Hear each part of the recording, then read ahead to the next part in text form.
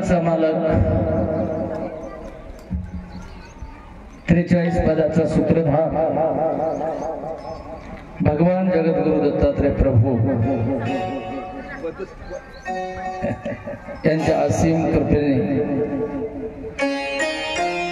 पुण्यनगरी आपल्या वाडी मुक्कामी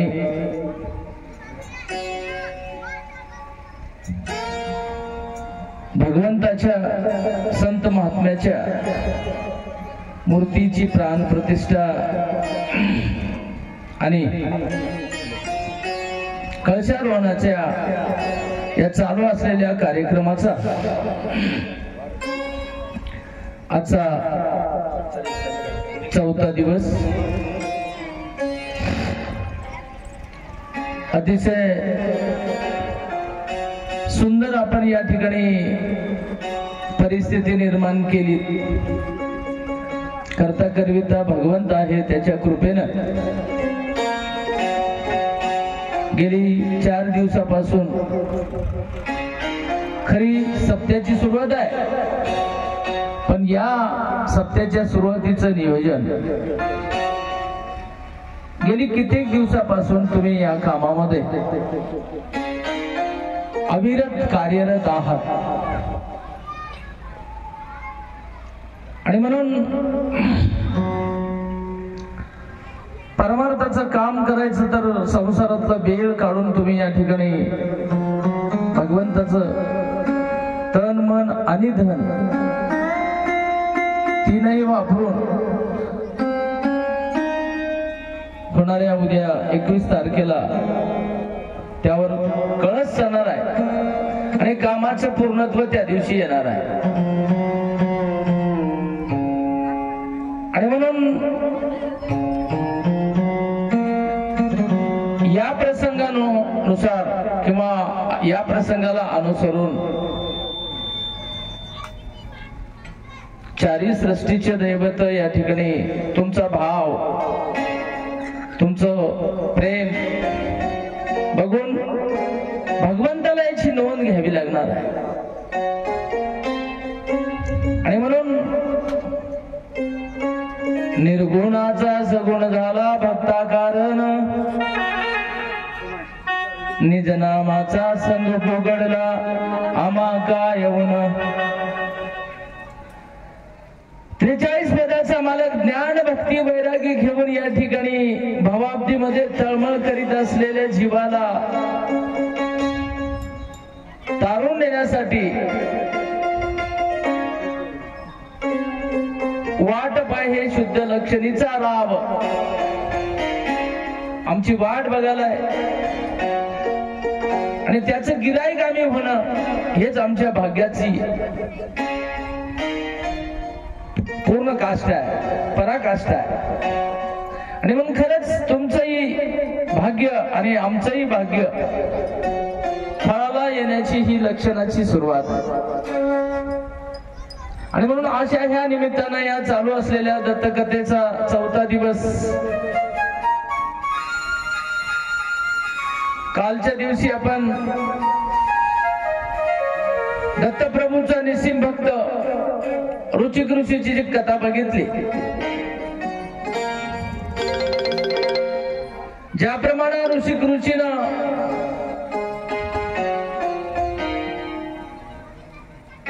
प्रपंचामध्ये पडून कार्य पूर्ण केलं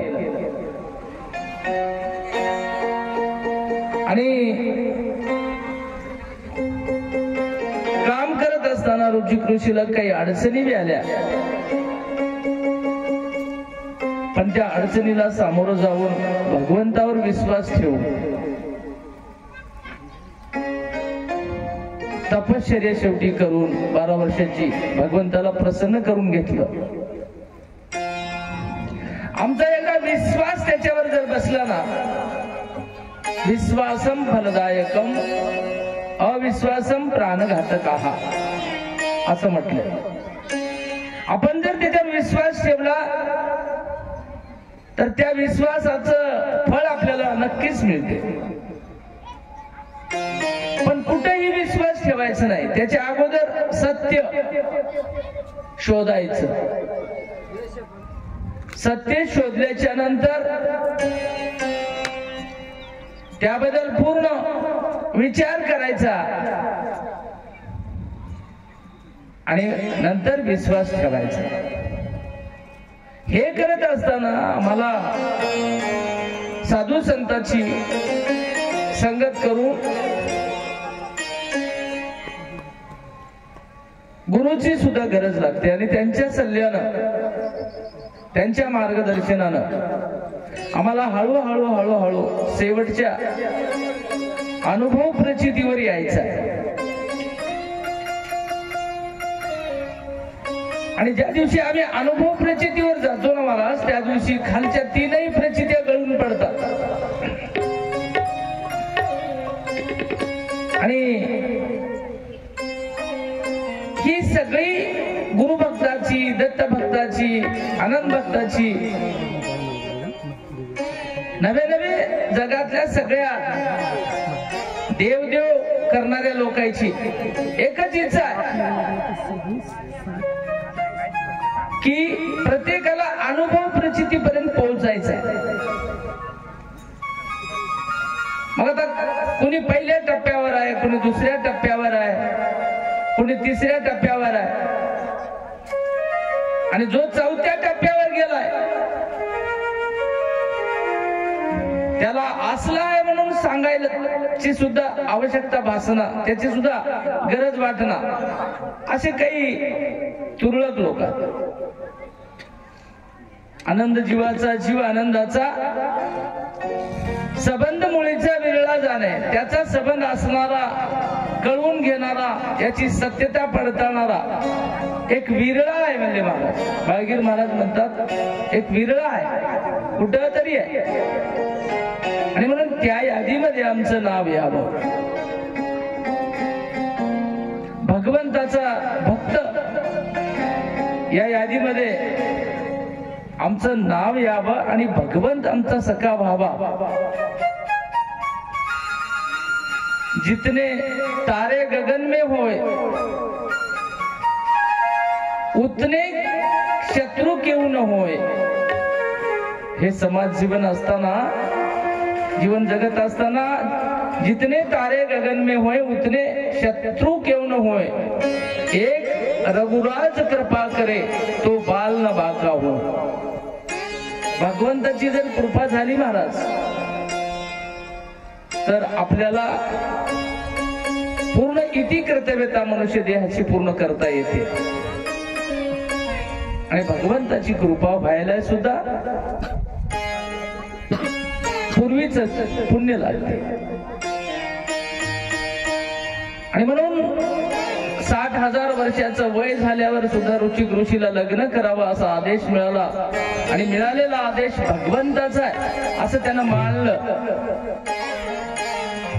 आणि म्हणून प्रपंचामध्ये किंवा संसारामध्ये आम्ही करीत असलेलं काम ही भगवंताची मर्जी आहे म्हणून आम्ही ज्या दिवशी करतो त्या दिवशी ते कार्य भगवंतापर्यंतच पोहोचते.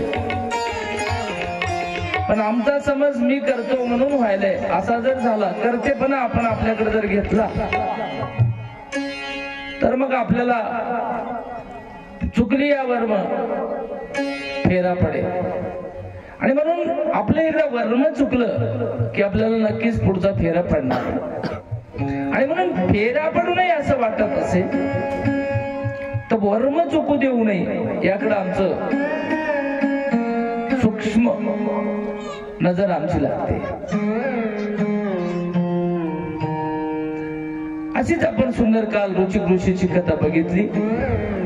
भगवंताचं चिंतन करून भगवंताला प्रसन्न करून घेऊन त्याचा हेतू ऋषिकांनी पूर्ण केला. त्या कथेमधून आम्हालाही तसंच पुढे भगवंताचं चिंतन करून आमचाही हेतू, आता आमचा दुसरा तिसरा काही हेतू नाही, आमचं जन्म मरणाचं रहाट गाडग हे रहाट जे आहे जन्माचा मरणाचा हा चुकावा. असेच एक आजच्या दिवशी आपण कानी पाहणार आहोत, कथा बघणार आहोत. ती कथा आहे दुर्वास आणि अंबरीषची. त्रेता युगातली गोष्ट आहे. एके दिवशी दुर्वास अथर्व ऋषीचे पुत्र सहज एके दिवशी अंबरीषीच्या आश्रमामध्ये जातात आणि आश्रमात गेल्याच्या नंतर अंबरीषीनं दुर्वासाला नमस्कार घातला. अतिथी देवो भव यानं षोडशोपचारे पूजा केली. बसण्यासाठी आसन दिलं आणि सांगितलं महाराज त्या दिवशी होत्या एकादशी. एकादशीचा दिवस, एकादशीचा दिवस असल्यामुळं पाणी पाजविलं. अंबरीषीनं स्वयंपाक घरी केलेला नव्हता अंबरीषीच्या घरी, कारण दिवस होता एकादशीचा, उपवास होता. वैष्णव संप्रदायाचा माणूस, अर्थात अंबरीषी विष्णूचे भक्त आणि गेलेले दुर्वास ऋषी आनंदाचा भक्त. आणि एकादशीचे दिवस असल्यामुळं अंबरीषीनं सांगितलं महाराज आता जेवायला तर आज काही नाही, उपवास आहे, तुम्ही फलाहार घ्या. ठीक आहे म्हणले, काही हरकत नाही.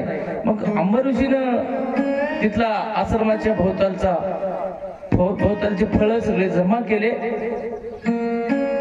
आणि दुर्वास ऋषीच्या समोर आणून ठेवले. दुर्वास ऋषीनं फलाहार दोघांनी फराळ केला आणि सांगितलं महाराज भोजनाची व्यवस्था आज करू शकत नाही मी, कारण एकादशी आता. त्यावेळेला दुर्वास ऋषी म्हणतात उपवास धरू नये. अंबरीषीला सांगाले आम्ही आनंद संप्रदायाची माणसं, आम्हाला उपवास चालत नाही. अंबरीषी म्हणतात आम्हाला चालतो, एकादशी व्रत आम्ही करतो. त्यावेळेला दुर्वास महाराज ऋषी म्हणतात उपवासी राहून माणूस जर चालू लागला तर त्याच्या पावला पावलाला ब्रह्महत्येचे पातक घडते. जीव उपवासी ठेवू नये आणि उपवास धरू नये असं दुर्वास ऋषी अंबरीषीला सांगले. आणि जर उपवास धरला, वेळेवर जर जठराग्नी शांत केला नाही तर तो जठराग्नी उलटा होऊन नरक भक्षण करते. जशी जशी भूक माणसाला वाढते किंवा भुकेनं माणूस व्याकुळ होते, असल्या परिस्थिती माणूस पायी चालू लागला तर पावलाला ब्रह्महत्येचं पातक घडते आणि जठराग्नी उलटा होऊन नरक भक्षू लागते. त्यावेळेला आपल्या हातून पाप घडते. म्हणून आमच्या आनंद संप्रदायामध्ये उपवासाला प्राधान्य नाही असं दुर्वास ऋषी. त्यावेळेला अंबरीषीने सांगितलं ठीक आहे, काय हरकत नाही, समजून घेतलं आणि सांगितलं तुम्ही आजच्या दिवस मुक्कामाला थांबा आमच्या आश्रमामध्ये.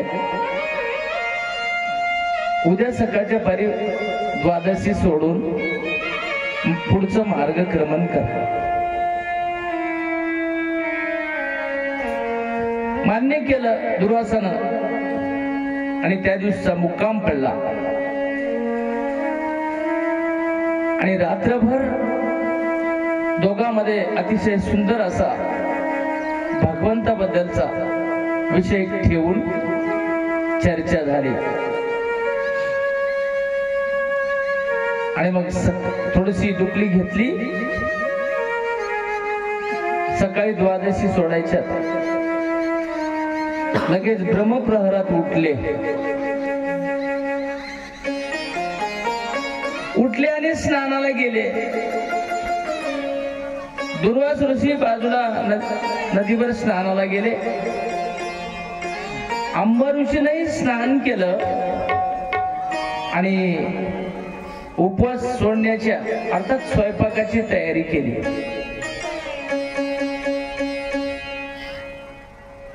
स्वयंपाक करून ठेवला आणि ऋषी काय येणार झाले, वेळ व्हायलाय म्हणून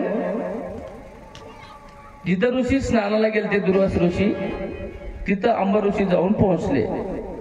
तर त्या ठिकाणी दुर्वास ऋषीनं स्नान केलं आणि स्नान करून ध्यानाला बसले. आणि एकादशीचं व्रत असं आहे महाराज,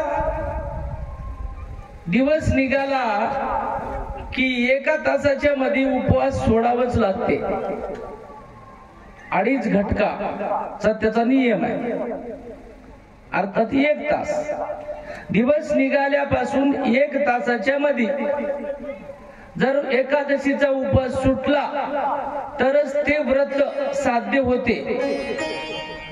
अन्यथा उशीर जर झाला तर त्याच्या अगोदर जितक्या एकादशी धरल्यात ते आणि पुढे धराल्या ते सगळ्याचं पुण्य समान होऊन जाते, लॅप्स होते, उपयोगात येईना.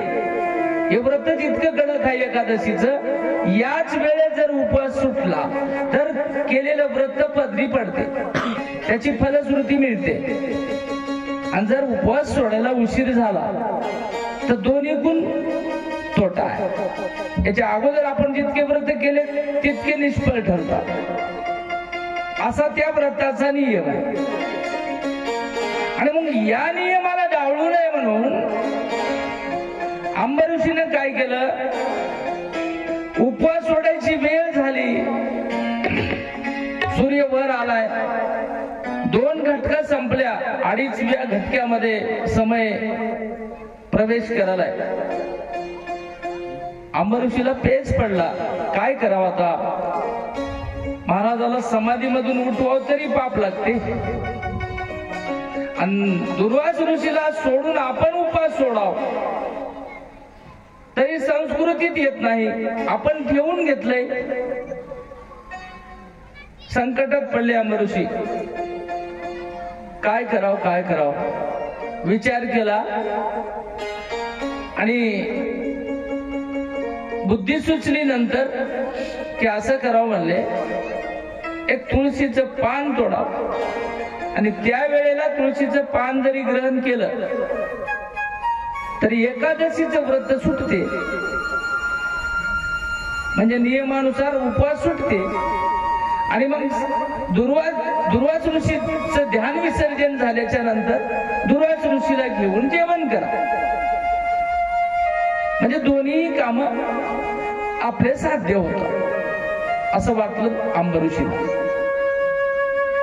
त्यावेळेला हा विचार मनोमन केला अंबर ऋषीनं आणि लगेच तुळशीचं पान तोडलं आणि आपलं व्रत सोडलं आणि पुन्हा महाराजापाशी येऊन बसले दुर्वास ऋषीपाशी. दुर्वास ऋषी ध्यानाला बसलेले फक्त अंबरीशाला दिसू लागले, पण दुर्वास ऋषी हे काय करते तेच बघू लागले.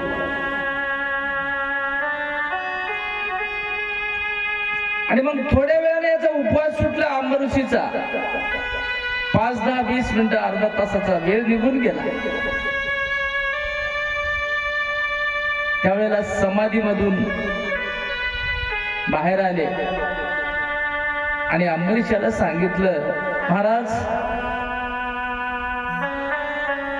तुम्ही मला काल ठेवून घेतलंय, राहा म्हणून सांगितलंय, उद्या जेवून जा म्हणून सांगितलंय, म्हणून मी राहिलो आणि मग मला सोडून देऊन तुम्ही तुमचं व्रत साध्य केल्या, हे कोणता न्याय आहे. मला सोडून, आपल्या भाषेत सांगतो, मला सोडून तुम्ही जेवले की नाही, मग मला कशाला ठेवून घेतले. दुर्वास ऋषीला राग आला की हो, नाही नाही नाही, मला ठेवूनच का घेतल्या आणि असं का केल्या म्हणून दुर्वास ऋषीला महाराज क्रोध आला आणि दुर्वास ऋषीनं आंब ऋषीला शाप देऊन टाकला. कारण दुर्वास ऋषी क्रोधिष्ठ होते. शाप कोणता दिला? तू असं केल्यामुळं तुला 10 गर्भवास भोगावे लागतील. आता जन्म मरणाचं दुःख किती आहे हे ज्याला सगळं कळ. एखादा पेशंट असाव 8 दिवसानंतर शुद्धीवर येते आणि मग 9व्या दिवशी हळूहळू ते पेशंट उठून बसते आणि 10व्या दिवशी त्याला घरला आणतात. त्याला घरी आणल्यावर विचारावं त्या पेशंटला, तू कुठं पडला होतास, तुला उचलून कोण नेलंय, कोण्या दवाखान्यात नेलंय, कधी झालं हे. त्यावेळेला ते पेशंट काय म्हणते, मला काहीच माहित नाही, कोण नेलंय की कसं झालंय की मला काहीच माहित नाही. हे कधी सांगते ते पेशंट? नीट झाल्याच्या नंतर. आमचं तसंच झालंय महाराज. 184 फिरून फिरून फिरून फिरून आम्हाला कोण काय करायलंय की दुखणं कसलं आहे की बुद्धी मंदावलेल्या पेशंट सारखी आमची अवस्था झाली.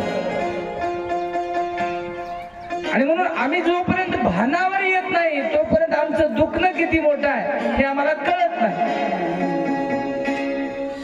जन्म मरण नको आता,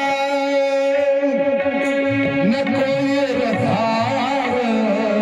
जन्म मरण नको आता, जन्म मरण नको आता, नको ये रसार. नको अनाथाचा नाथ, नको अनाथाचा नाथ, व्यर्थ वडिवार. चंद्रभाऊ पांडुरंगा, चंद्रभाऊ पांडुरंगा, चंद्रभाऊ पांडुरंगा. मन करा थोर, नर करा थोर, कैवल्याचा चांदण्याला उगीलाच मोर. कैवल्याचा चांदण्याला उगीलाच मोर. कैवल्याचा चांदण्याला उगीलाच मोर. अशा पद्धतीनं एक भक्त देवाला म्हणतोय, जन्म मरणाचं दुःख नको आम्हाला, याच्यातून सुटण्याची आमची इच्छा आहे. आणि म्हणून दुर्वास ऋषीनं अंब ऋषीला शाप दिल्यामुळं अंब ऋषीला फार भयानक दुःख झालं. गलती छोटीशी झाली पण त्याची शिक्षा मात्र फार मोठी मिळाली.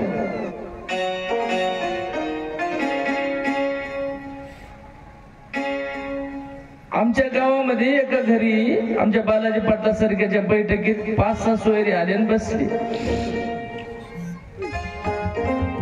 पत्रिका घेऊन आले. मूळ चहा पाणी पोहे हो असतो. ते घरचं लेकरू काय केले, त्या बाहेर येऊन सगळ्याच्या पुढच्या चाकातल्या हवा सोडून दिली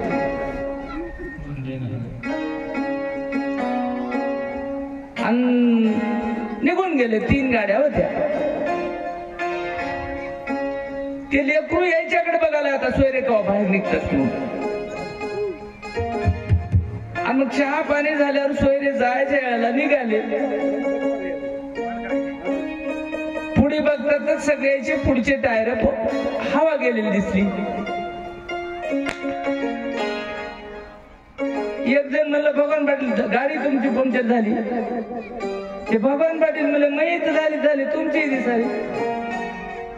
तिघाच्याही गाड्या हवा सोडून ते यायला कुठं माहित आहे. हे एकूण एकाला कस काय पंक्चर झाल्या, एकट्या 3 गाड्या कस काय पंक्चर झाल्या. चर्चा करायला तर ते लेकरू येऊन यायच्या पुढे येऊन हसालय. त्याला म्हणले बा तू का हसालास. मला लई आनंद होते म्हणला गाडीची हवा सोडून दिली की. ते काय म्हणाले, मला एवढा आनंद होते म्हणाले, हवा गाडीतून जाऊ लागली की मला लई मोठ्यानं आनंद होते म्हणाले. हसाले ती लेकरू. दृष्टांत संपला. पण सिद्धांत असा आहे, त्याच्या छोट्याशा आनंदासाठी पंक्चरची दुकान जवळ नाही. ज्याच्या घरी आले त्याला पश्चाताप, ज्याला जायचंय त्याला पश्चाताप. मला म्हणायचं हे आहे की छोटीशी गलती पण आम्हाला त्रास खूप देऊन जाते. आणि संसार करीत असताना आम्हाला हे याच भान ठेवायचं. मग गलती छोटीशी जरी झाली, एक सुंदर दृष्टांत आमचे बालाजी पाटील बी सांगतात बघा. एका बाईनं, बामणाच्या बाईनं आमच्या कुंड्याच्या बाईकडे बघलं. खूप मोठा दृष्टांत आहे, छोटा सांगतो तुम्हाला. ते बाई करू लागले पुरणाच्या पोळ्या. आमची कुंड्याची बाई ब्राह्मणाच्या बाईनं बघलं आणि अशा पोळ्या मी बी करतो म्हणजे. घरला आली, तिला विचारून घेतलं काय करावं लागते सगळं. आधी नवीन होती, स्वयंपाक येत गेला नाही. घरला आली, त्या कुंड्याच्या बाईनं सगळं सांगितलं तसं पसारा स्वयंपाकाचा घेऊन बसली चुलीपुडी.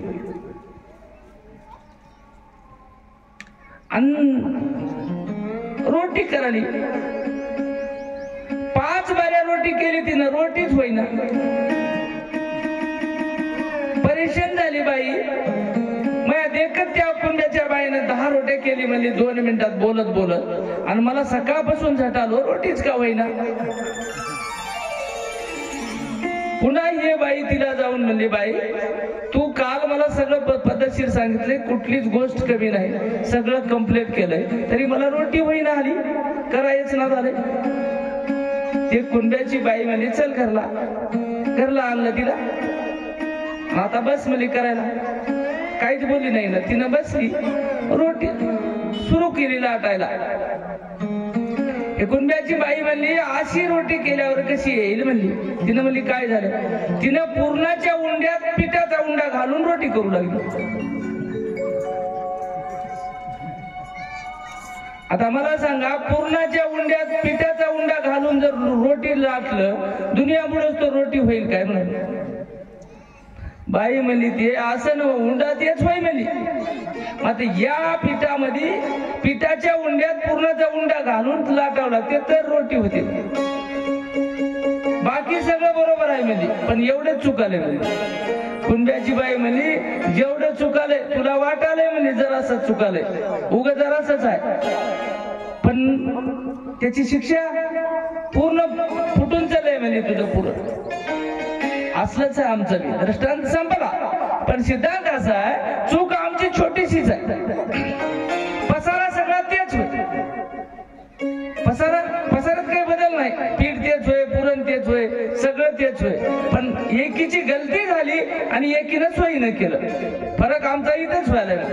याच पसाऱ्यामध्ये भगवंत ज्याने शोध आलाय की नाही, त्याला जर काय केल्यानं काय करावं लागते हे ज्याला कळालंय त्याची रोटी होती. आम्ही खूप प्रयत्न करालो पण आमची रोटीच होईना. संसारामध्ये काय होईना तर आमचं असं व्हायलंय, आम्ही पूर्णाच्या उंड्यात पिठाचा उंडा घालावं, सगळं आमचं उलट व्हायलंय.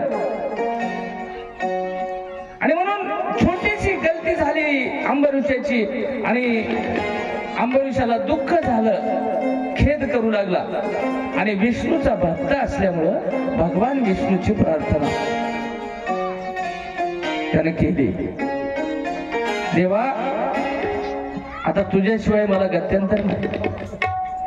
आणि विष्णूचा परम भक्त भक्ताचे आता प्रकार खूप पडतात. परमभक्त होता, लगेच अंबरीशाचा धावा ऐकून भगवान विष्णू हे दासनी जन्मो जन्मीचा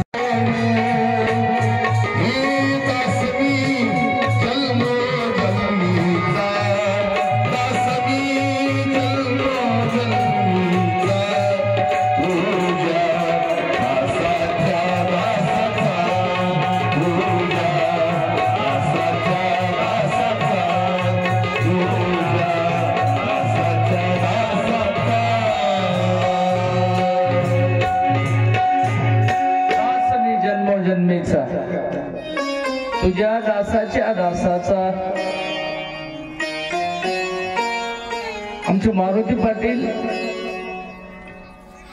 दासाचे दास,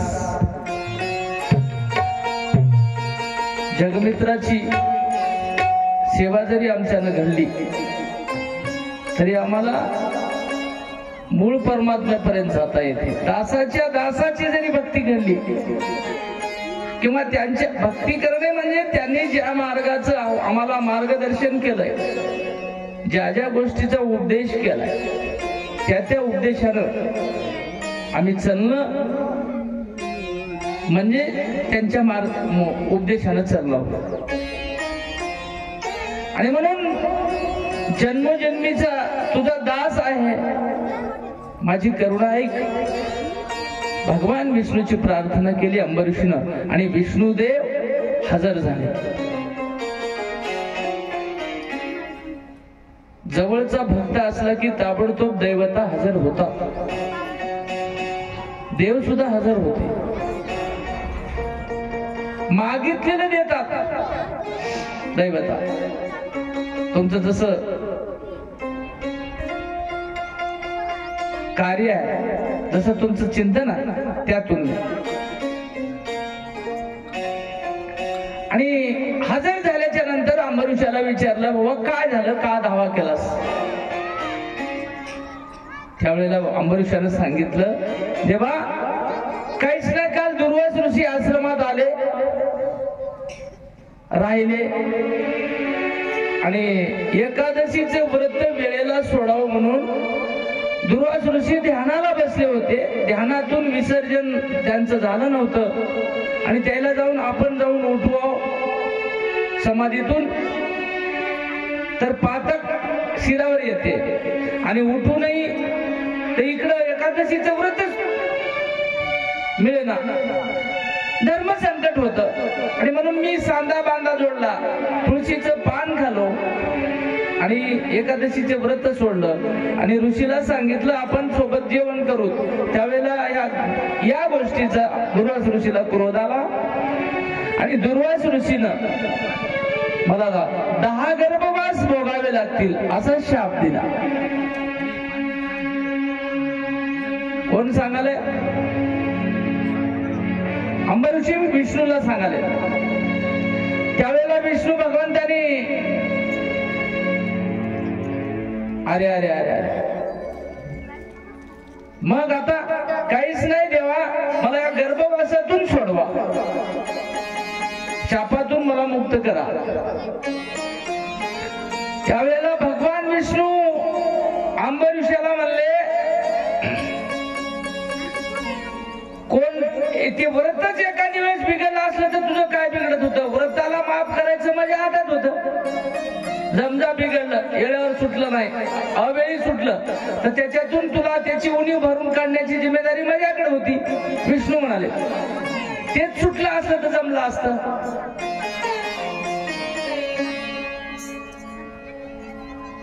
महापाप एकाने तुझ्यानं घडला असला तरी जमलं असतं. ब्रह्महत्या जरी झाली असली तरी त्या पापातून मी तुला मुक्त करीत होतो. स्त्री हत्या झाली असली तरी त्या पापातून तुला मी मुक्त करीत होतो. बालहत्या झाली असली तरी मी तुला मुक्त करीत होतो. मद्यपान करून एखाद्याला गल्लीबोळात जसं एखादी माणूस शिवा देते त्याचं जे पातक आहे तसं पातक जरी घडलं असलं तुझ्यानं तरी मी तुला मुक्त करीत होतो. मांस भक्षण केल्याचं पाप जरी घडलं तरी तुला मुक्त करीत होतो. परदारागमन केलेलं पाप जरी तुला लागलं असलं तरी या सगळ्या पापातून, खूप पाप सांगितले, या सगळ्या पापातून मी तुला मुक्त करीत होतो. पण ऋषीने दिलेल्या पापातून मला मुक्त तुला करता येईल.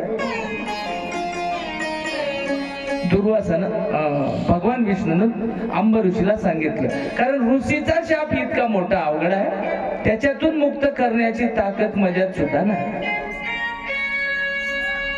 मग आता पर्याय काय करावं? मला तर त्रास सहन होईना द्यावा. त्यावेळेला अंबरीषाला सांगितलं, ठीक आहे म्हणले, ऋषीनं जरी माफ केले नाही तरी तुला दिलेला शाप मी स्वीकारतो आणि तुझे 10 गर्भवास मी भोगतो. भक्ताला मोकळं करतात साथीदार, पॉवरफुल जे लोक राहतात ना आपल्या संघ, एखादा चांगला मोठा माणूस असला, आपल्या भाषेत सांगू, खुट्टा मजबूत असला की नाही, वासरू किती उड्या मारू द्या काही होईल, तसलंच होईल. विष्णूच्या जेव्हा त्यानं सांगितलं अंबरीषाला, चिंता करू नको, मी सगळं तुझे 10 गर्भवास मी भोगतो. जिम्मेदारी घेतली आणि त्याला धीर दिला, निश्चिंत केले आणि बाजू बदलून दुर्वास ऋषीकडे बघितलं भगवान विष्णूनं. आणि दुर्वास ऋषीला सांगितलं, महाराज असं कुठे राहते काय हो ऋषी, छोटीशी गलती आणि एवढा मोठा शाप तुम्ही त्याला दिलाय. तुम्ही ब्रह्मज्ञानी आहे, तुम्हाला केव्हा काय करावं, कुणाला काय बोलाव सगळं तुम्हाला कळते, तुम्ही अडाणी नाही. आणि तुमच्या हातून अशी गलती व्हायला नको होती. त्याचा जीव किती तळमळ करायला, त्याचा आत्मा काय म्हणत असेल, 10 गर्भवासाचा साप दिला तुम्ही त्याला. आणि मग चराचरात भरून उरलेला या जळीस्थळी काष्टी पाशानी सगळ्या जीवात सरकाच त्याचा जीव आहे, सर्वाभूती भरलेला जीव आहे. जीव भगवंताचा अंश आहे, जीवाला किती ताप व्हायला. आणि तुमची रीत अशी नव्हती असं दुर्वासाला म्हणल्यामुळं दुर्वास विष्णूवरही बिघडले की हो. सर्वाभूती आत्मा एक आहे काय म्हणाला, एक आहे म्हणालास का, आणि आत्मा सगळ्याचा एकच आहे म्हणाला. राग आला दुर्वासाला आणि विष्णूलाही म्हणला, तू सुद्धा नरकवास भोगशील. विष्णूलाही श्राप दिला महाराज. श्राप दिल्यावर विष्णू आता क्रोधिष्ठ झाला. अरे अरे अरे आलंय अंबरीषासाठी आणि पदरी पडले यायचे आता. त्यावेळेला विष्णूला क्रोध आला आणि हातातलं सुदर्शन जे होत सोडलं, अंबरीषाचा कनवळा म्हणून दुर्वास ऋषीवर सोडलं. आता चक्रही आलेलं बघितलं, चक्राचं काम काय हो, त्याला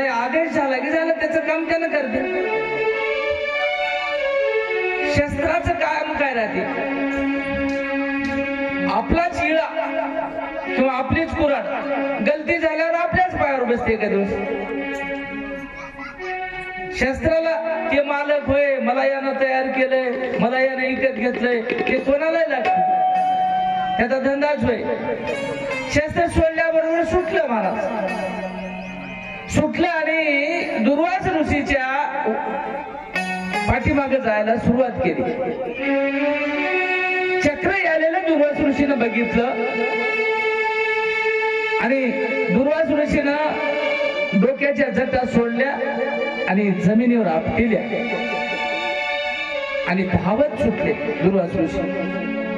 आता मला हे चक्र वाचू दे ना, मला मारल्याशिवाय राहीना असं समजिले दुर्वास ऋषी आणि पळू लागला. चक्र मागे लागालय म्हणून स्वर्ग मृत्यू पाताळ तीनही ताळ दुर्वास ऋषी फिरू लागले. इथं तिथं तिथं केल्या कर्माची फळ कुठं लपल्यावर चुकतात म्हणालो.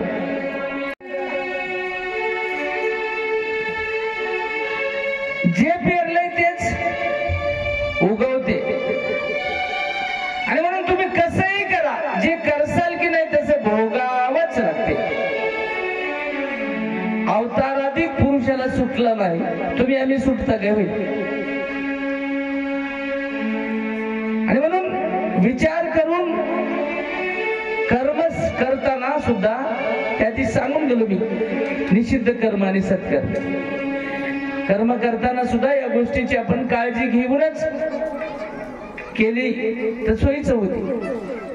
आणि म्हणून दुर्वास ऋषी पळत सुटले महाराज. तिने ताळ फिरले, कुठंच कोणी जागा द्यायला.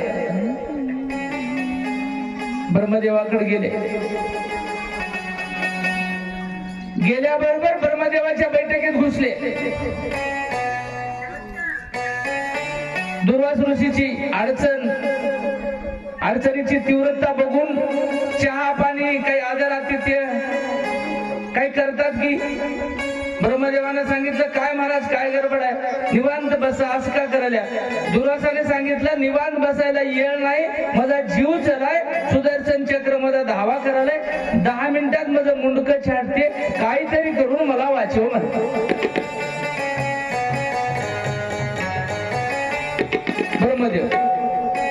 ब्रह्मदेवानं बघलं अशी अडचण झालेला सगळा नमुना ब्रह्मदेवाला दुर्वास ऋषीनं सांगितला. चहा नको, पाणी नको, आदर नको, आतिथ्य नको, काहीच नको, फक्त त्याच्यातून मला सुटायचा उपाय सोड आणि मला त्याच्यातून वाचव. ब्रह्मदेवानं सांगितलं महाराज विष्णूचं चक्र आहे सुदर्शन. हो. अरे बाप्पा अवघड आहे की म्हणते. कस काय, याच्या अगोदर एकदा मी या कृष्ण अवतारामध्ये, या विष्णूनं कृष्ण अवतार घेतला होता मला ब्रह्मदेव सांगायला दुर्वासा. आणि त्यावेळेला हे पर्वतावर एका गायी गोप जमले होते. गायी चारू लागला कृष्णदेव विष्णू. त्यावेळेला ब्रह्मदेव म्हणला याच्या गायी गोप गडी सवंगडी सोबत वडज्या पेंद्या सुदामा वाकड्या सगळेच होते. सगळेला उचलून आणून याच्या घरी ठेवले. ब्रह्मदेवाने कसं करते बघू तू. सगळे उचलून आणून घरी ठेवले, कुलूप लावून मोकळे झाले. त्यावेळेला कृष्ण भगवंतानी मनात जाणलं आपले गायी गोप सगळे ब्रह्मदेवाने नेलेत.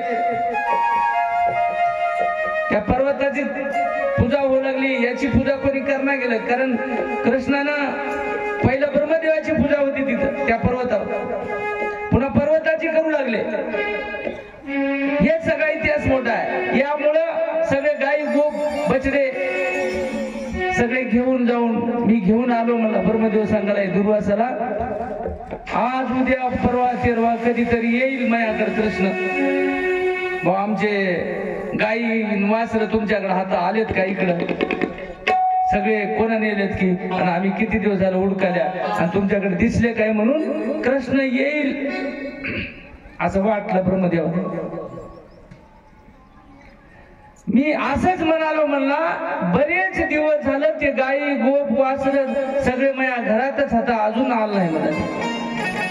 त्यानं दुसरेच तिकडे तयार केले आणि मला आलेला गर्व फुटलाय म्हणला. आणि ते वासराचं अजून तसंच आहे. गाई गोप मी आणलेले जशाला तसेच हात त्यानं काही इकडे आला नाही मी काही त्याच्याकडे गेलो नाही. त्यानं दुसरेच तयार केलेत मला. मी जितके आणले तितके तिथे दुसरे तयार झालेत. त्याच्यामुळं भगवान विष्णूकड जायला तुमच्या सुदर्शन चक्राबद्दल मला आता तोड नाही गड्या म्हणला. दुर्वासाला कोण म्हणाले? ब्रह्मदेव. त्याच्यामुळे तुम्हाला आलेलं संकट तुम्हालाच निवारण करावं लागते. अरे बापरे, ज्या कामासाठी तुमच्या पासून धावत आलो आता काम होईना म्हणल्यानं काही इलाज नाही ना असं म्हणाले ते.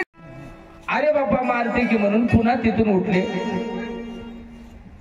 पळता भुई थोडी. माणसाला जीव जायचं म्हणल्यानं माणूस काय करणार हो. आता किती परेशान राहते सगळ्यालाच माहित आहे. मी ते पहिल्या दिवशी सांगून गेलो आहार निद्रा भय मैथून सर्वाची समसमा. ब्रह्मदेव जरी असला आणि आपण माणूस जरी असलो भीती सारखीच आहे दोघाला. कोणालाही वाटणार मग जीव सहज जाव आणि मरण चुकच ना आज ना उद्या मरावंच लागते. हसत खेळत ज्यानं मरते त्याला संत म्हणा दुसरं का. ही मरणाची भीती ज्याची गेली की नाही.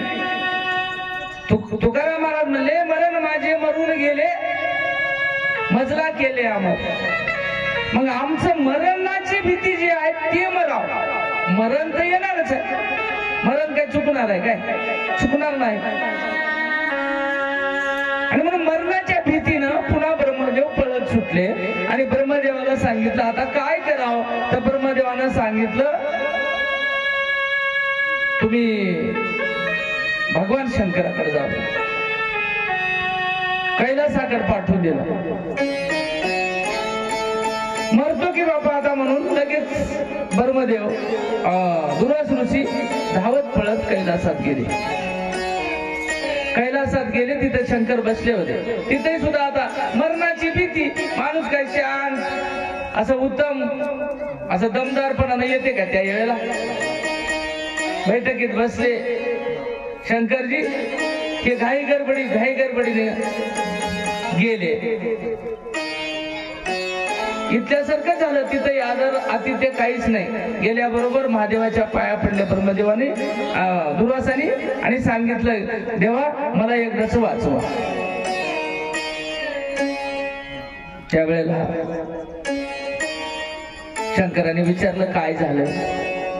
काही नाही म्हणजे महाराज असं असं झालंय. झालेलं सगळं इतिवृत्तांत पाठीमागेला का कशासाठी केव्हा कधी कुठे सगळं दुर्वासानं घडलेली घटना भगवान शंकराला सांगितली. त्यावेळेला शंकराने सगळं ऐकून घेतलं आणि शंकरही म्हणला बाबा हे दुखणं जरा अवघडच आहे.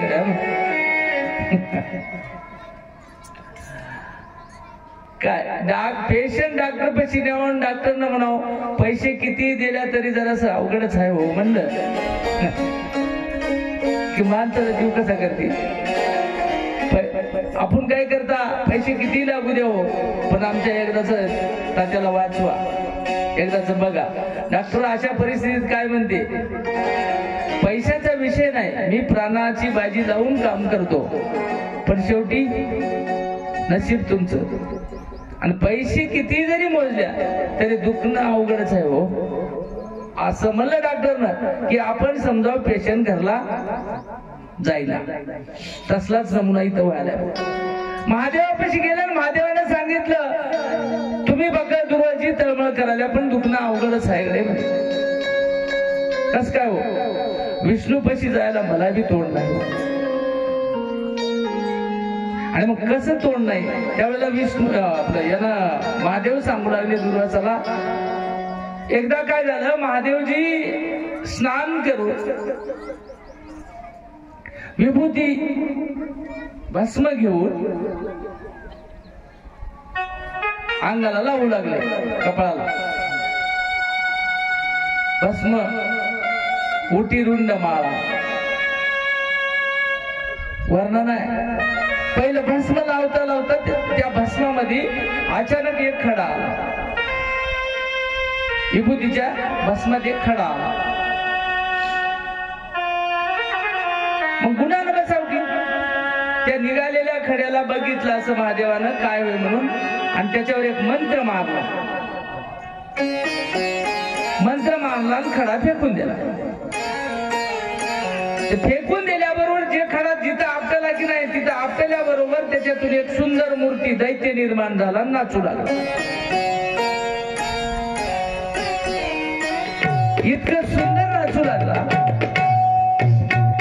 भगवंताचं गुणगान करीत, महादेवाचं. महादेव ध्यानाला होते.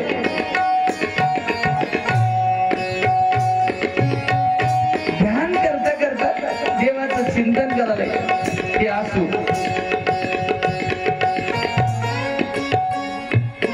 करता करता हळूहळू हळूहळू भगवंताला वाटलं आता गुणगान केल्यावर लाड येणारच आहे ना.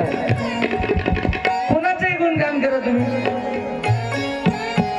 त्याचं नाव भस्मासूर ठेवलं आणि नाव ठेवून सुंदर नाचाला त्याची स्तुती केली. असं करीत करीत भोळा शंकर म्हटले महादेवाला. त्यानं म्हणला, देवा माझ्यावर कृपा कर. भस्मासुरा, तुम्ही विश्वनाथ, तुम्ही विश्वनाथ, तुम्ही विश्वनाथ,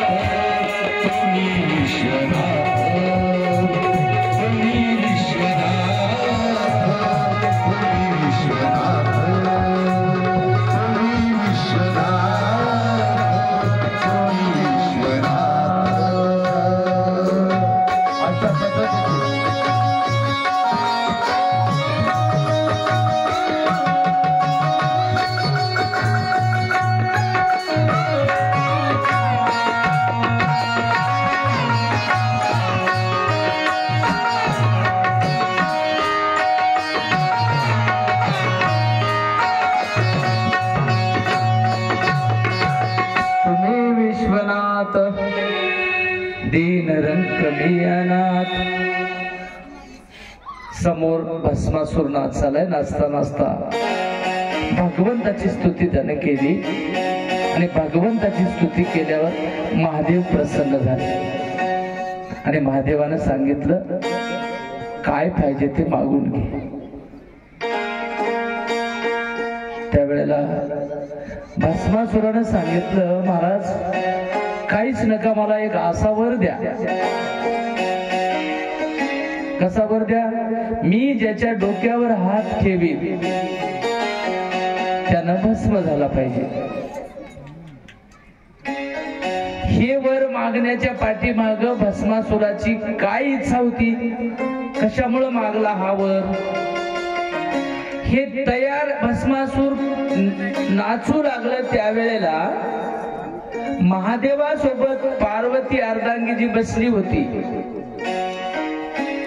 त्या पार्वतीकडे बघून या भस्मासुराला वाटू लागलं, या संन्याशाला, या जोगड्याला एवढी मोठी सुंदर बायको काय करायची असेल.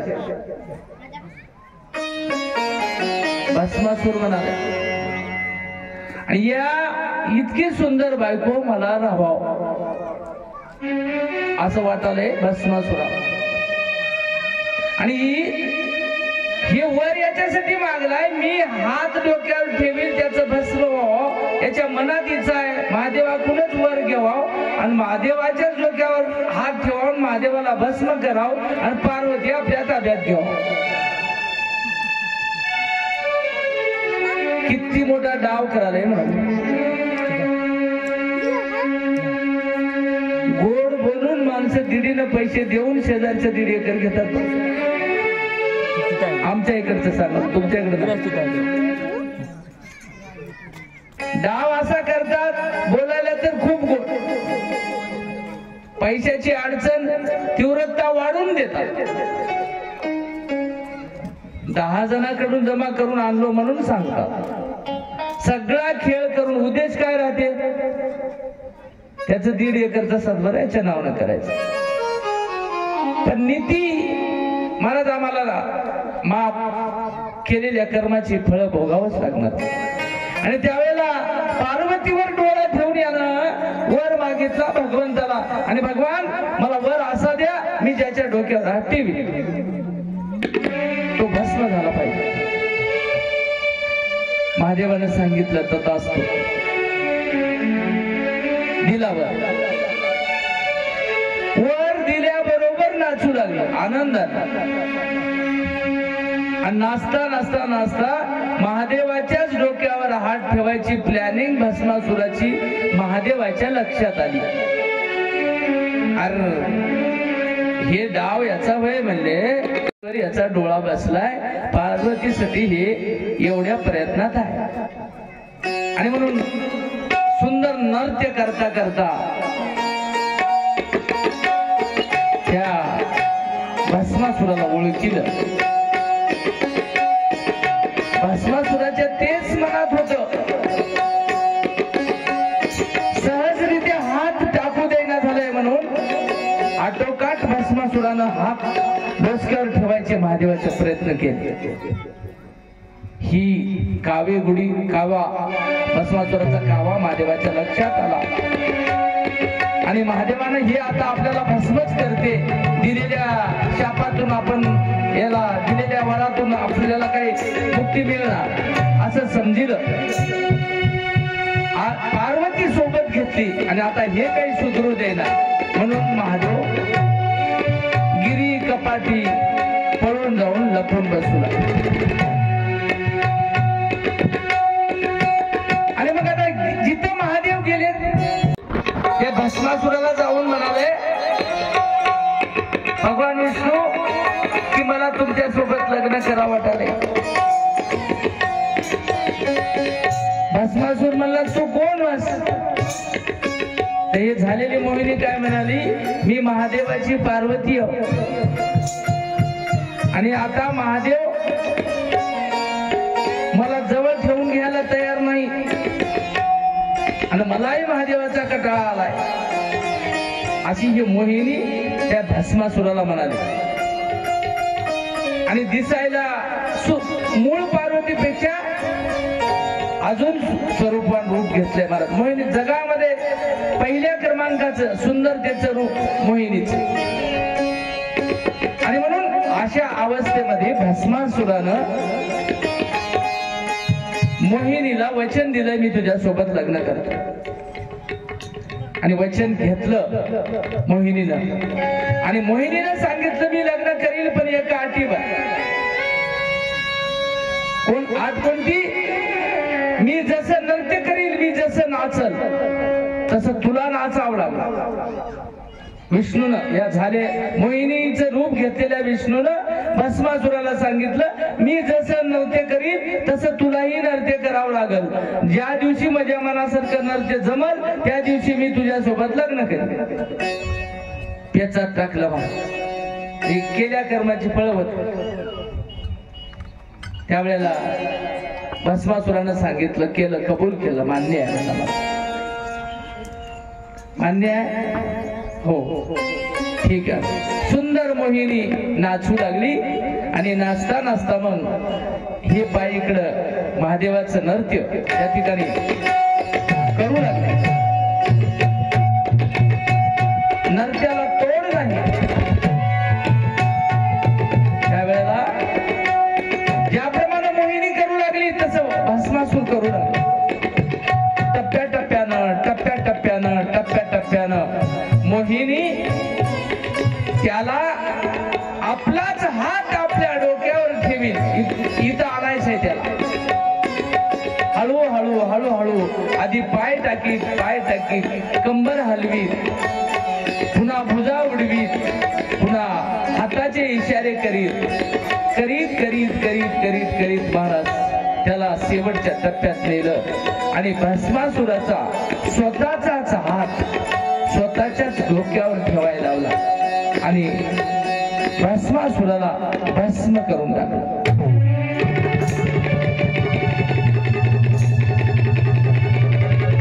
अशा पद्धतीनं भस्मासुराचा वध भगवान विष्णूने केला.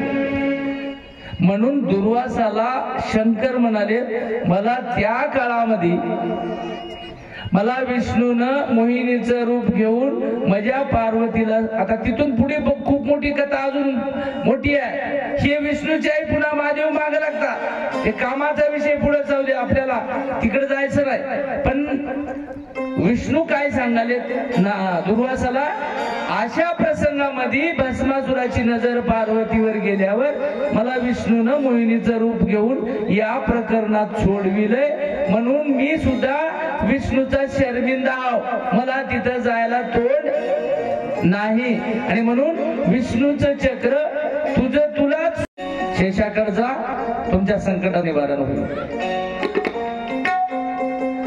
दुर्वासूशी डायरेक्ट कैलासाहून पाताळात गेले शेषाजवळ आणि शेष महाराजाला सुद्धा सांगितलं असं असं आहे, माझ्या मागे सुदर्शन चक्र लागलंय आणि कसंही करून मला याच्यातून वाचलं.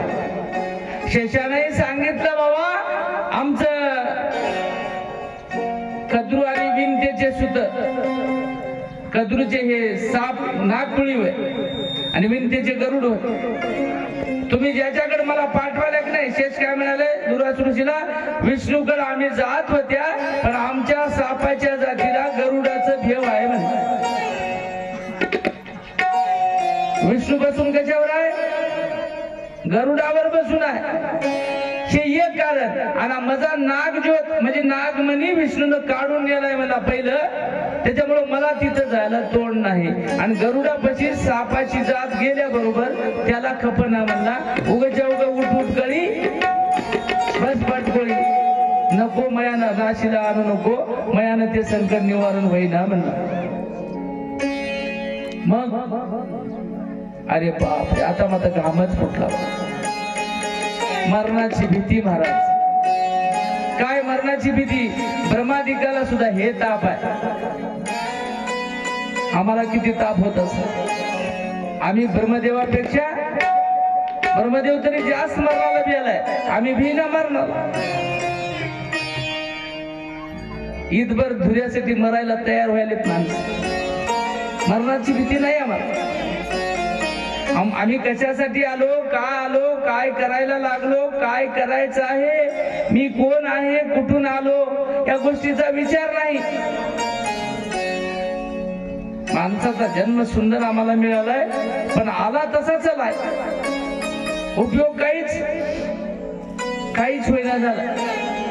सगळं आम्हाला हे सप्तव्यसन, 18 दोषानं, मायेनं, ममतेनं, भूल, भ्रांती, हे सगळ्या गोष्टी आम्हाला फिट बसलेल्या.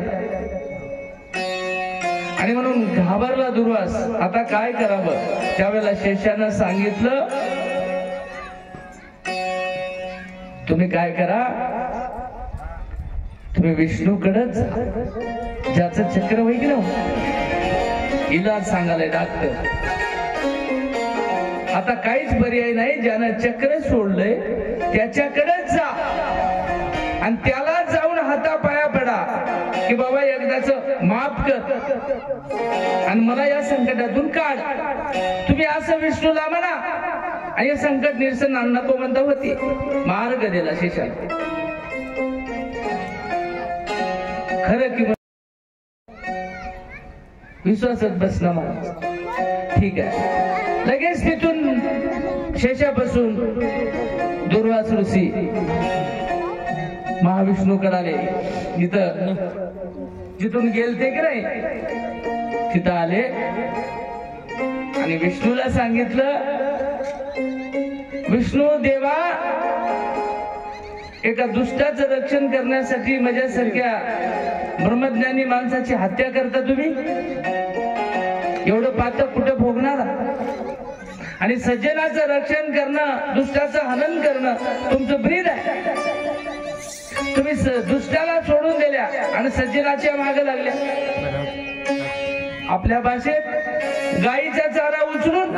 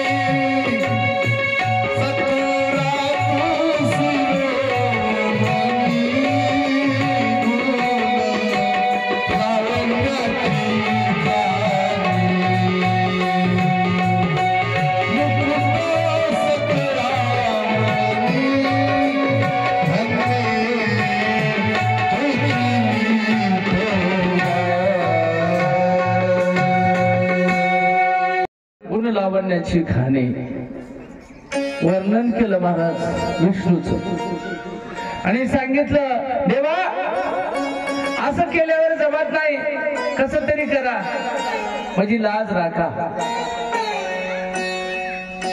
पायाचा मी दास दत्तार जी ऐकावी, पतित पावना दीन दयाळा माझी लज्जा राखावी. महाभक्त तारिले कीर्ती मी ऐकितो, म्हणून देवा पायापासी अर्जी मी करीतो. म्लेंच राजा हीन जातीचा नामे उतरिला, मजविषयी कैसा बाप्पा विसरत ना पडला. या अर्जी सारखं दुर्वासानं भगवान विष्णूकडे विनंती केली की देवा, हे तुमचं कृत्य बरोबर नाही, मला एकदा माफ करा आणि मला याच्यातून सोडवा, तुमचं सुदर्शन चक्र मागं घ्या. त्यावेळेला विष्णूने सांगितलं, महाराज सुदर्शन चक्र तुमच्यावर सोडलेलं नव्हतं, तुमच्यासाठी सोडलेलं नव्हतं. सुदर्शन चक्र सोडले अंबरीशासाठी. त्याचा कन्वळा म्हणून तुमच्या पाठीमागे लागलंय. त्यावेळेला दुर्वासाने सांगितलं, विष्णूने सांगितलं, तुम्ही मला माफ करण्याच्या पेक्षा तुम्ही त्याच्याकडे जा. कोणाकडे? अंबरीशाकडेच जा आणि अंबरीशाला सांगा, बाबा गलती झाली, मी बोलू नाही, बोललो, एकदाच मला माफ करा आणि तुमचं तुम्ही मिटून घ्या. 25 वर्ष कोर्टात केस चालली महाराज. कोणाची? नवरा बायकोचीच. आणि 26व्या वर्षी कोर्टानं निकाल दिला. 27व्या वर्षी नंबर 1चं घर बांधून गोड गोड बोलून राहू लागले. शेजारी म्हणले, पहिलं तर असं राहिल्यावर जमत नव्हतं काय म्हणून. दृष्टांत संपला, पण सिद्धांत असा आहे की गेलेली वेळ फुकट इतकं फिरून पुन्हा तिथंच यायचं असेल तर हे माग घडविलंय कशाला? त्यावेळेला दुर्वासाने पर्याय नव्हता मला. काय पर्यायच नाही. त्यावेळेला विष्णूने सांगितलं तुम्हाला त्याचा ताप आलाय, तुम्ही जा अंबरीशाला म्हणा असं असं झालंय, असं असं चक्र मागे घ्या. ठीक आहे. दुर्वास पुन्हा अंबरीशाकडे गेले आणि अंबरीशाला सांगितलं बाबा हे विष्णूचं चक्र तुझं विष्णू ऐकित, विष्णूला सांग माझ्या पाठीमागे लागलेलं चक्र काढून घे म्हणाव, नाहीतर माझा जीव जाणार आहे. त्यावेळेला अंबरीशानं सांगितलं तुम्ही चिंतन कोणाचं करता? दुर्वासाला सांगितलं तुम्ही कोणाचं चिंतन करता? त्यावेळेला दुर्वास महाराज म्हणले मी आनंद संप्रदायाचा माणूस आहो, मी आनंदाचं चिंतन करतो. आनंदाचं चिंतन करता, तुम्ही ज्याचं चिंतन करता त्याचं तुम्ही चिंतन करा म्हणले. आणि त्यावेळेला आनंद आनंद देवदत्त आनंद, आनंदाचं पारा, आनंदाचं भजन, आनंदाचं स्मरण, आनंदाचं चिंतन. आनंद सद्गुरु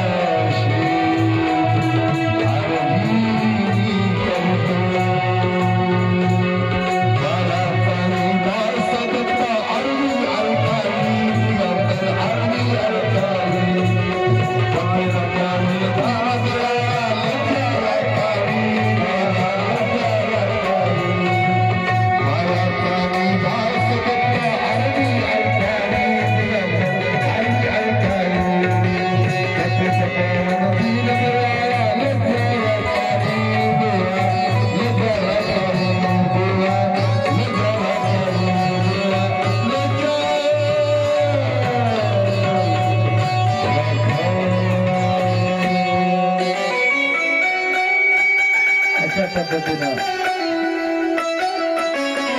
दुर्वास ऋषीचं महाराज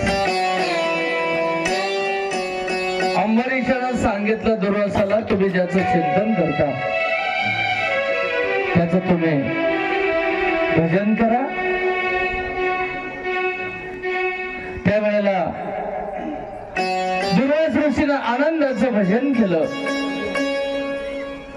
आणि पाठीमागं लागलेलं चक्र तिथं खाली पडलं. खाली पडलेलं चक्र भगवान विष्णूनं बघितलं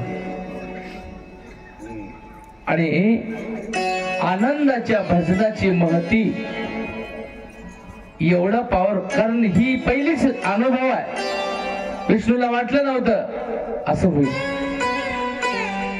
दुर्वासानं आनंदाचं चिंतन केलेलं परिणाम असा झाला, पाठीमागं लागलेलं सुदर्शन चक्र खाली पडलं आणि खाली पडलेल्या चक्राचा परिणाम म्हणून दुर्वासानं केलेलं आनंदाचं भजन किती पॉवरफुल आहे, कोणत्या मालकाचं वय हे समोर उभे असलेल्या विष्णूला कळालं.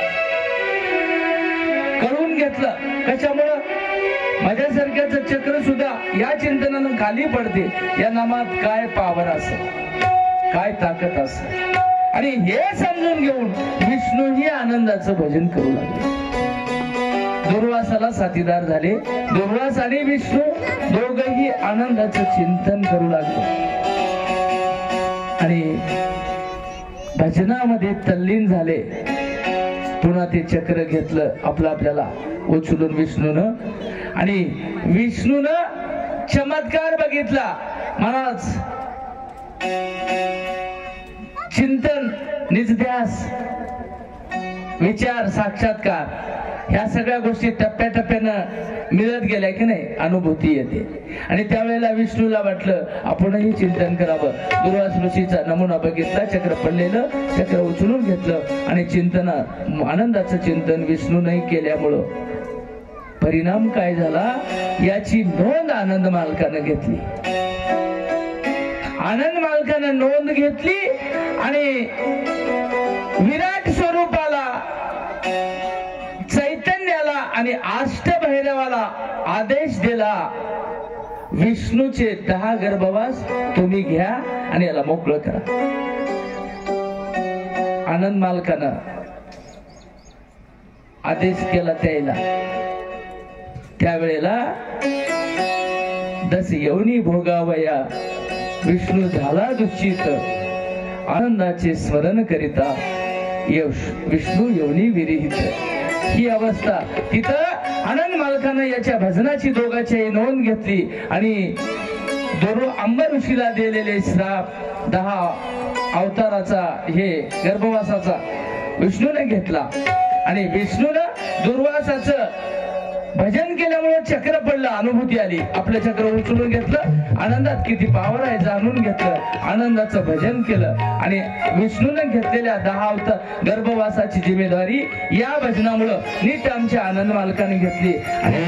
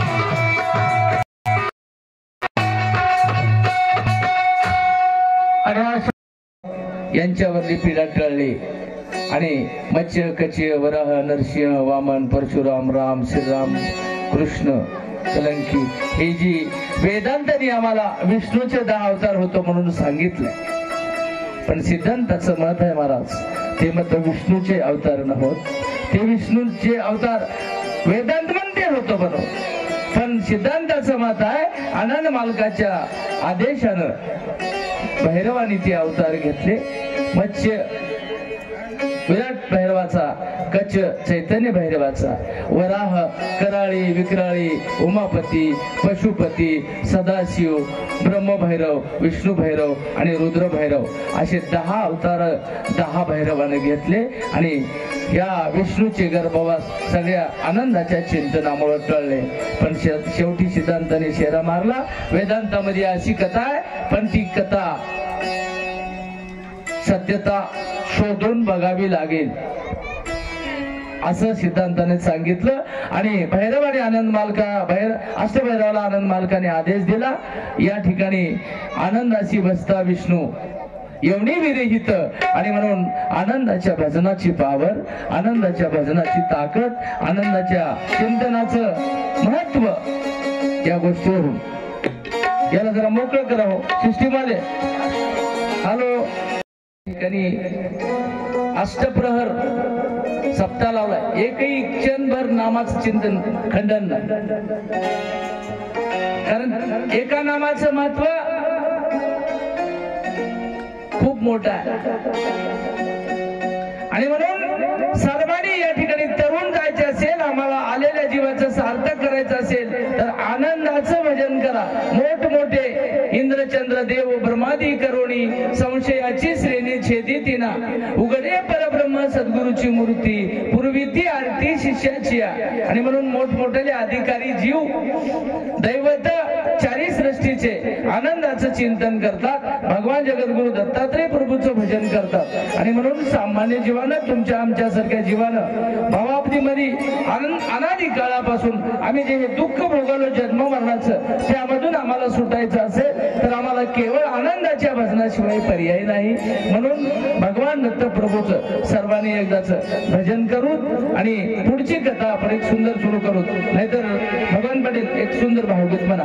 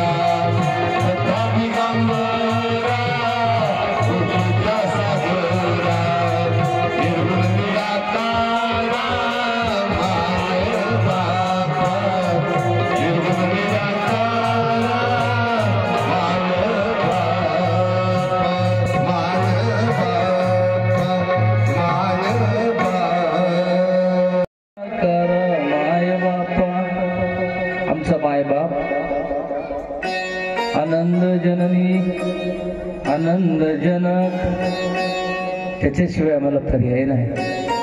आमचा मायबाप तो आहे आणि त्याचं चिंतन करून मूळ अधिष्ठानावर गेलेल्या भक्तजनाची कथा आपण पाहतो.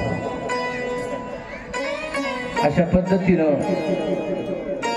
दुर्वास आणि अंबरीच्या इतिहास आपण बघितला. अशीच एक सुंदर कथा आपण पुढची कुठले तरी संत महात्मा आलेत. मला एक आता सूचना मिळाली, कुठले तरी महाराज आले, वर आहेत, येणार आहात. आल्यावर त्यांचं सुद्धा एक अर्धा तास प्रवचन होणार आहे. माता भगिनी पुरुष मंडळी कृपया कुणी उठू नका. महाराजांचं प्रवचन झाल्याच्या नंतर पंक्तीचं नियोजन आहे असं आम्हाला आता सूचना मिळाली आणि येतील. आता वर चहा पाण्यासाठी थांबलेत. नाव काय मला अजून कळालं नाही, पण असं पुढचा प्रोग्राम इथपर्यंत आलाय आणि म्हणून श्रोते मंडळीला विनंती, पुढचं प्रवचन ऐकल्याशिवाय कुणी पंक्तीला बसायचं नाही. तर सज्जनो, गुजरात प्रांतामध्ये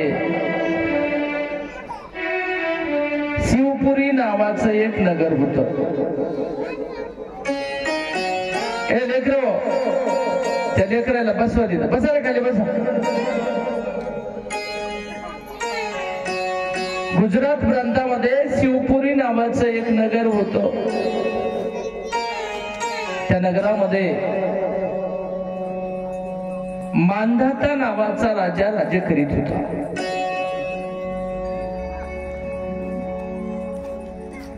अतिशय सुंदर राजव्यवस्था, प्रजेचं रक्षण कसं करावं, प्रजा कशी सांभाळावी, प्रजा आपल्या मुलावर लेकराच्या प्रमाणे तिला कसं सांभाळावं, प्रजेचे काय नियम आहेत, सगळ्या नियमाला अनुसरून उत्तम पद्धतीची दैनंदिनी दिनचर्या भगवंताचं चिंतन करून राज्य कारभार करणारा राजा म्हणजे मांधाता. आणि अशा उत्तम कुळात जन्माला आली 4 मुलं. त्याला 4 राजपुत्र होते. या राजाला 4 मुलं झाली. पहिला मुलगा होता दलाधर.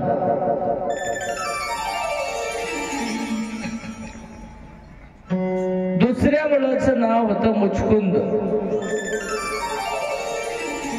तिसऱ्या मुलाचं नाव होतं महाप्रताप आणि चौथा मुलगा होता वीर शंकू. मांधाता नावाच्या राजाला अशी 4 मुलं होती. सुंदर संस्कृत घराणा, भगवंताचं चिंतन करून राजव्यवहार राजपद सांभाळणारा राजा. सुरुवातच अशी घराण्याची चांगली असली की महाराज पुढची पिढी सुद्धा अतिशय सुंदर घडते. शुद्ध बीजा पोटी फळे रसाळ कोमटी. किंवा प्रसाद म्हणे एका बीजाकारा पोटी आणि फळे येते कोटी आवी भाज्य. चांगले फळ यायला बी झाड चांगलं पाहिजे आणि चांगल्या झाडाची निगाही चांगली व्हायला पाहिजे. तसंच आहे मला, पूर्वीचं पुण्य पाहिजे, पूर्वीचा ठेवा, पूर्वीचं सुकृत पदरी असल्याशिवाय संतती चांगली निर्माण होत नाही. आज आम्ही काही घर असे बघितले, काही माणसं असे बघितले, सगळीच उपलब्धी आहे घरी. कशाचीच कमी नाही, पण सुख मात्र तिळभर नाही. का तर मुलगा एकही सांगितलेलं ऐकत नाही. आता असल्या घराचं पुण्य, असल्या घराचं दोष द्यावं कोणाला? मुलाला की त्याच्यावर होणाऱ्या संस्काराला? आम्ही संस्कार देता देता मुलगा ज्या संगतीमध्ये राहते त्याचेही संस्कार आम्हाला पाहावे लागतात.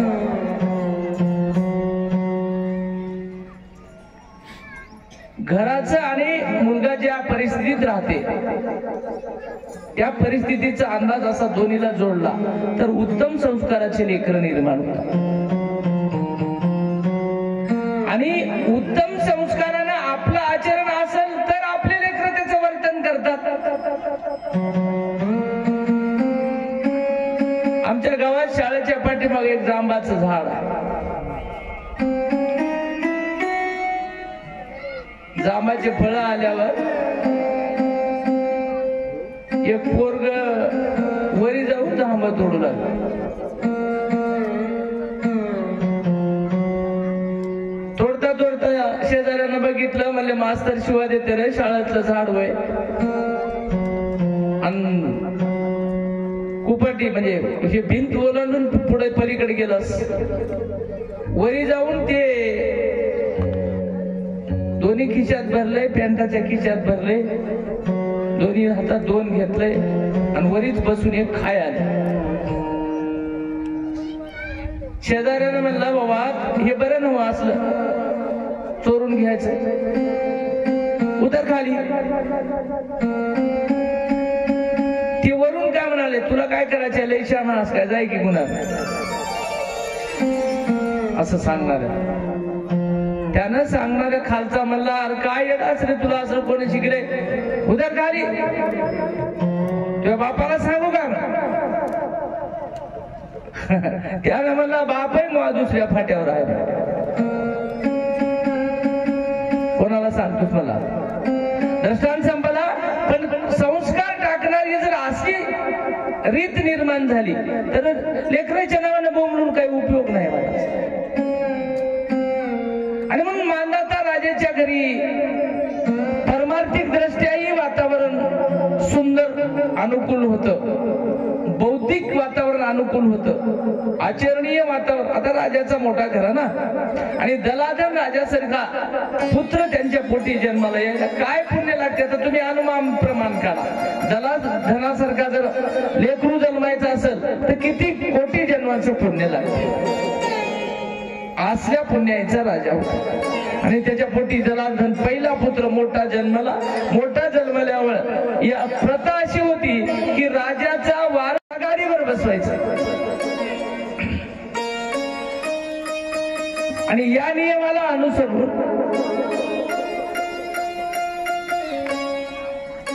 उतारवय झालं मांधाताचं आणि दलाधनाला राज्याभिषेक करून गादीवर बसविले. सुंदर बाप से बेटा सवई या न्यायानं दलाधन राजव्यवहार राज्यपद चालू लागला. महाराज आपल्या राज्यामध्ये कोणीच उपाशी झोपता कामा नये. राजाची खबरदारी आपल्या आपल्याच लग्याचे, आपल्या आपल्या जवळचे बघून त्याची सोय करणे याला राजपद म्हणत नाही. आणि म्हणून सोयरे ते माझे परज्ञानी संत, पूर्ण गणगोत ते माझे. या न्यायानं जो कोणी परज्ञानी असेल ते माझं गणगोत होय असा ज्याचा समज आहे त्याची प्रजा खूप मोठी आहे. आणि म्हणून अतिशय सुंदर राजव्यवस्था, राज्यपट चालू लागला. दलाधन राज्य सुंदर चालू लागलं तसा दलाधनाचा देव शोधण्याचाही छंद खूप मोठा होता. आणि दलाधनाने मग राज्य चालविता चालविता 4 वेद 6 शास्त्र 18 पुराण 51 ग्रंथ 52 उपनिषद 9 व्याकरण आगम निगम गीता भागवत सगळ्याचा अभ्यास केला महाराज. वेद विद्या अध्यात्म विद्या आणि ब्रह्मविद्या हस्तगत केल्या. तरीही दलाधन राजाचं मन समाधान होईना. राजाला इतकं सुंदर राज्यव्यवस्था असून सुद्धा कुठंच शांती मिळेना. सारखा भगवंताचा ध्यास करायचा आणि प्रत्येक विषयाची समीक्षा करून याच्या पुढं काय, त्याच्या पुढं काय, त्याच्या पुढं काय, ग्रंथ वाचायचा याच्या पुढं काय, पुढचं वाचायचं त्याच्या पुढं काय, असं करीत करीत करीत करीत ब्रह्मविद्येपर्यंत ज्ञान दलाधनाचं पोहोचलं. तरीही दलाधनाला शेवटच्या टप्प्यामध्ये शांती मिळत न गेली. आणि म्हणून हळूहळू हळूहळू हे जसं ज्ञान वाढू लागलं तसं तसं संसाराची आसक्ती कमी झाली. राज्यपदाचा मोह कमी झाला आणि प्रपंचातलं सुख नाशिवंत भासू लागलं आणि आता पटूही लागलं. खरंच वाटू लागलं संसार नाशिवंत आहे. हे राज्य काही कामाचं नाही. या संसारामध्ये काही करा महाराज, शेवटी नाव ठेवायसारखं कर्तव्य नव्हतं. तरी पण संसारामध्ये आम्ही असंच जर प्रपंची भुललो तर पुन्हा लक्ष सगळ्यांशी भोगावं लागलं. या विषयाचं चिंतन कायम चालू होतं. आणि असं चिंतन करता करता चिंतन करता करता एक दिवस संसाराची आसक्ती संपली. राज्यपदाचा त्याग करावा इथपर्यंत त्याचं मन सांगू लागलं. आणि एके दिवशी अशाच द्विधा मनस्थितीमध्ये विंध्याचल पर्वतामध्ये गेले. राजपदाची आसक्ती सुटली. राजपद सोडून दिलं. विंध्याचल पर्वता माझारी दलाधन तपश्चर्या करी मोक्षदाता भेटावांतरी तपासी बैसला. आणि म्हणून मोक्षदाता भेटण्यासाठी विंध्याचल पर्वतामध्ये सुंदर जागा शोधली आणि भगवान दत्त प्रभूचं ध्यान चिंतन मांडलं. चिंतन करता करता 12 वर्षाचा काळ निघून गेला आणि शेवटी काही क्वचित मानसिक भाव अर्पण केलेल्या आणि निष्काम सेवा केलेल्या सद्भक्ताची नोंद भगवंत घेतेच ना. त्याची नोंद घेतली. दत्तप्रभूचा धावा केला आणि एक दिवस पुण्य फळाला आलं आणि दत्तप्रभूची भेट म्हणण्यापेक्षा प्रभू अवतरले, प्रगटले, दर्शन दिलं. दर्शन देऊन सुंदर चेहरा रूप बघितलं दलाधनाने दत्त महाराजाचं. दत्त महाराजाला 3 अशा प्रदक्षिणा मारल्या आणि आपल्या आसनावर दलाधन राजानं बसविलं दत्त प्रभूला. आणि दत्तप्रभूची त्या ठिकाणी पूजा करू लागले दलाधन महाराज. जली आवडी पाय धुतिले, श्री पल्लव चरण पुसले, पादांगुष्ठाला विलोचना, बैसलो गुरु मूर्ती पूजना. त्या ठिकाणी पूजा आरंभ केली महाराज दलाधनाने.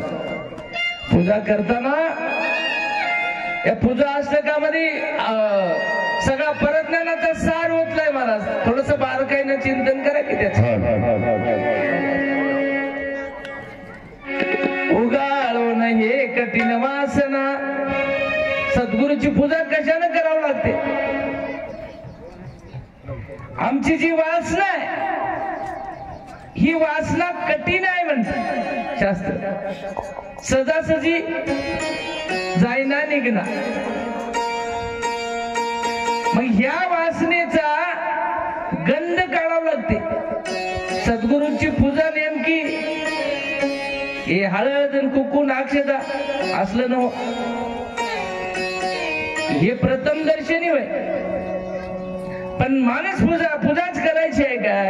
उगाळून हे कठीण वासना, काढिले तेव्हा दिव्य चंदना.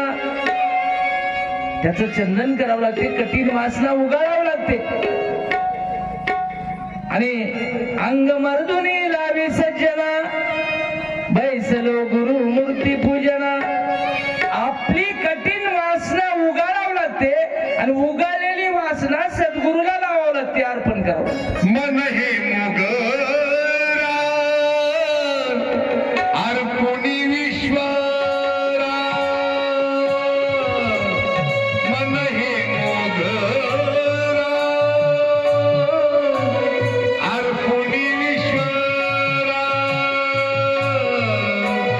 पुनरपि जन्मा हिनी नाही, पुनरपि शरीरा हिनी नाही. मन हे मुगरा अर्पुनी विश्वरा, मन हे मुगरा अर्पुनी विश्वरा, मन हे मुगरा अर्पुनी विश्वरा.